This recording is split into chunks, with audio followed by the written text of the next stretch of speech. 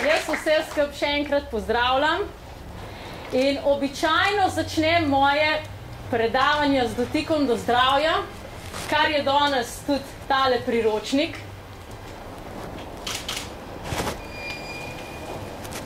Vprašam, ali smo mi samo to, kar čutimo. Ampak danes ne bom tako začela. Ker je en moj prijatelj mi enkrat nekaj časa, 3 mesece nazaj, je tako dober mi rekel, enkrat je z eno kolegico govoril in je rekel,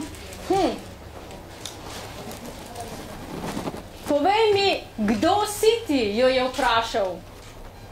In ona je rekla, imena so izmišljena, torej, vprašal jo je, kdo si ti?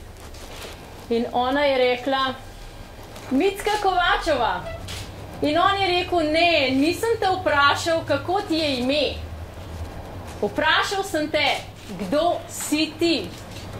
In ona je rekla, ja, sem hčera Janeza in Mateje. In on je rekel, ne, nisem te vprašal, kdo so tvoji starši.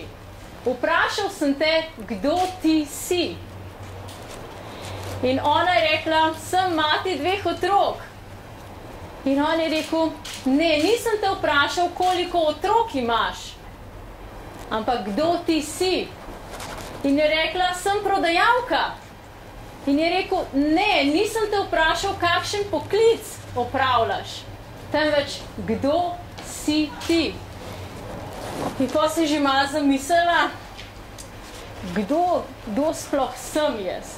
In je rekla, ja, sem pridna, delovna ženska, ki ima določene cilje. In potem je rekel, ne, nisem te vprašal, kakšne so tvoje karakteristike, ampak kdo ti si. Kolikrat v življenju ste se torej že vprašali, kdo sem jaz?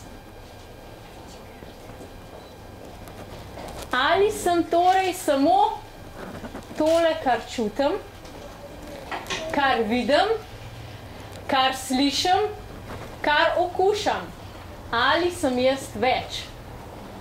S tem vprašanjem seveda so se ukvarjali že tisočletja nazaj. Sigurno poznate Aristotel, Platon, Descartes, Sokrates in razni drugi. Ali smo samo to, kar vidimo, da smo? Torej, kako veste, da nismo samo to, kar vidite? Kdo od vas ima čustva? Vsi. Ali čustva vidite? No, čustva, zdaj, če se jaz smejim, še nekako veste, da sem dobre volje, če jokam, približno veste, da sem slabe volje ali pa da sem žalostna, če upijem pa tolčem, približno veste, da sem jezna.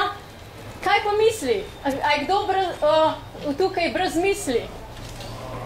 Imate vsi misli, a ne da? Ampak čakajte, nobeden jo ne more prijeti misel. A ni to zanimivo? Pa vsi vemo, da jih imamo.